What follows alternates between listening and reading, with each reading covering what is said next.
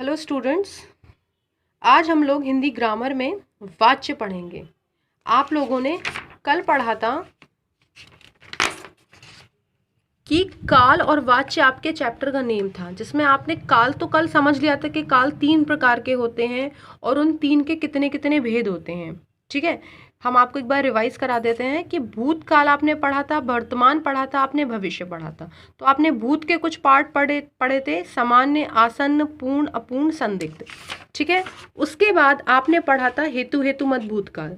ठीक है, उसके बाद आपने वर्तमान पढ़ा, जिसमें उसके भी 3 पार्ट्स थे, सामान्य, अपूर्ण, संदिग्ध। फिर आपने पढ़ा भविष्यकाल, भविष्य के 2 पार्ट्स थे, सामान्य भविष्यकाल और संभाव्य भविष्यकाल। अब इसी चैप्टर में आपको बताया जा रहा है वाच्य के बारे में। वाच्य होता क्या है, इन शॉर्ट अगर समझा जाए तो वाच्य होता है किसी भी सेंटेंस, किसी भी बात का एक विषय, कि किसके बारे में बात हो रही है। ठीक है, तो इसकी परिभाषा सबसे पहले हम देख लेते हैं, फिर इसके कुछ पार्ट्स हैं वो देखेंगे। तो देखो, वह लिखता है, उससे पत्र लिखा जाता है, उससे तो लिखा भी नहीं गया। ठीक है, तो ये कुछ 3 सेंटेंस आपको दिए गए हैं जो अलग अलग फॉर्म्स में हैं। ऊपर लिखे वाक्यों में पहले वाक्य में कर्ता की प्रधानता है, दूसरे वाक्य में कर्म की प्रधानता है और तीसरे वाक्य में भाव की प्रधानता है। यही वाच्य कहलाता है। देखिए, क्रिया के जिस रूप से यह ज्ञात हो जाता है कि वाक्य में क्रिया द्वारा संपादित विधान का ही मुख्य विषय कर्ता, कर्म या भाव है, वह वाच्य कहलाता है। आपको मैंने बताया कि वाच्य में क्या होता है, मुख्य विषय कर्ता, कर्म और भाव पर ही आधारित होता है, वह वाच्य कहलाता है। जैसे कि अब वाच्य के भेद इसमें कुछ बताए गए हैं।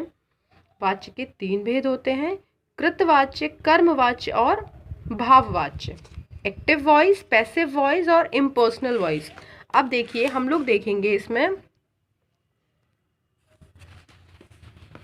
कि आपको कृतवाच्य के बारे में क्या बताया गया है। तो देखिए, कृतवाच्य क्या होता है, एक्टिव वॉइस, यानी कृत से ही समझ में आ रहा है कि कर्ता के विषय में बताया जाएगा। देखिए, कृतवाच्य क्या कहता है, क्रिया का वह रूप जिससे यह जाना जाए कि वाक्य में क्रिया के विधान मतलब व्यापार का मुख्य विषय क्या है, कर्ता है, यानी कि मेन सब्जेक्ट के बारे में जिसमें बात हो रही है वह कृतवाच्य कहलाता है। इसमें क्रिया के लिंग, वचन और पुरुष सदा कर्ता के अनुसार ही रहते हैं। कहने का अर्थ यह है कि मेन क्या हो जाएगा, इसमें आपका सब्जेक्ट हो जाएगा, सब्जेक्ट के बारे में ही बात हो रही होगी। सकर्मक और अकर्मक दोनों क्रियाओं का बोध होता है। जैसे बच्चा खेलता है तो किसके खेलने की बात हो रही है, बच्चे की, तो बच्चा इसमें क्या हो गया, आपका कर्ता हो गया।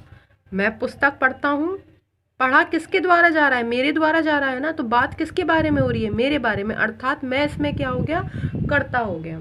नेक्स्ट आपका देखिए कर्मवाच्य, यानी कि पैसिव वॉइस, क्रिया का वह रूप जिससे यह ज्ञात हो कि क्रिया के विधान का मुख्य विषय कर्ता नहीं है, उसका कर्म है, अर्थात वो जो काम कर रहा है उसकी विशेषता को जो बताए।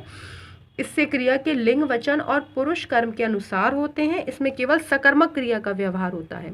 इससे पहले था सकर्मक अकर्मक दोनों का बोध होता है, परंतु कर्मवाच्य में क्या होता है, आपका सकर्मक अकर्मक दोनों का नहीं, सिर्फ खाली सकर्मक का ही होता है। जैसे कि श्रुति द्वारा गीत गाया जाता है, तो गीत गाया जा रहा है वो तो हमें पता है कि श्रुति के द्वारा, तो काम क्या हो रहा है, इसमें गीत गाया जाता है। इसमें हमेशा एक शब्द आपको मिलेगा द्वारा, जिससे आप ज्ञात कर सकते हैं कि वे कर्मवाच्य है।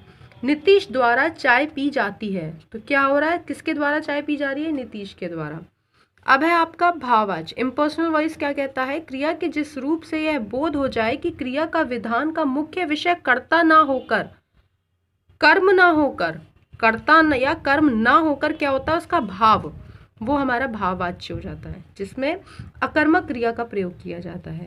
ठीक है, जैसे कि शाहिद से पढ़ा नहीं जाता, खिलाड़ियों से खेला नहीं जाता। ठीक है, तो तीनों आपको समझ में आए होंगे। अगर नहीं समझ में आए तो वीडियो को जितनी बार आप देखेंगे आपको क्लियर हो जाएगा। और सेंटेंस को बनाने की कोशिश कीजिए, जिससे कि आपको किस में किस विभक्ति का प्रयोग हो रहा है वो समझ में आएगा। अब देखिए, वाच्य परिवर्तन, यानी कि ये कैसे चेंज होते हैं ये हम सीखेंगे। कृतवाच्य को कर्मवाच्य से बदलते समय कृतवाच्य के कर्ता के करण कारक में बदल दिया जाता है। ठीक है, तथा वाक्य में कर्म के अनुसार लिंग, क्रिया के लिंग, वचन बदल दिए जाते हैं। जैसे कि देखिए, हम इसको किस में चेंज कर रहे हैं, कृतवाच्य से कर्मवाच्य में हम चेंज कर रहे हैं। मोहन पुस्तक खरीदता है, मोहन से पुस्तक खरीदी जाती है। मधु ने पत्र लिखा, मधु के द्वारा पत्र लिखा गया। चेतन हॉकी खेल रहा है, चेतन के द्वारा हॉकी खेली जा रही थी। शेर ने हिरण को मारा, शेर के द्वारा हिरण को मारा गया। अब देखिए कृतवाच्य से हम भाववाच्य की अगर बात करते हैं तो देखिए क्या बनेगा सेंटेंस। भाववाच्य क्या कहता है, भाववाच्य में क्रिया बनाने के लिए कर्ता से या फिर के द्वारा और क्रिया के साथ जाता क्रिया का प्रयोग किया जाता है। इसमें क्या होता है, से और के द्वारा ये इसके चिन्ह हो जाते हैं, ठीक है, इनका प्रयोग किया जाता है। जैसे हम कहें बच्चे नहीं दौड़ते हैं, भाव क्या बनेगा, बच्चों से दौड़ा नहीं जाता। अनीता नहीं उठती है, अनीता से उठा नहीं जाता। मोहन नहीं हंसता है, मोहन से हंसा नहीं जाता। नीता नहीं सोई, नीता से सोया नहीं जाता। तो आपको ये समझ में आ रहा है कि से विभक्ति का प्रयोग हो रहा है इसमें, ठीक है। और इससे ऊपर वाले में किस विभक्ति का प्रयोग हो रहा था, से के द्वारा विभक्ति का प्रयोग हो रहा था। तो ये थे आपके वाच्य का परिवर्तन रूप। तो आप जितने सेंटेंस इसमें क्रिएट करते जाएंगे अपने मन से, ये आपको चैप्टर उतनी इजीली समझ में आ जाएगा। क्लियर है।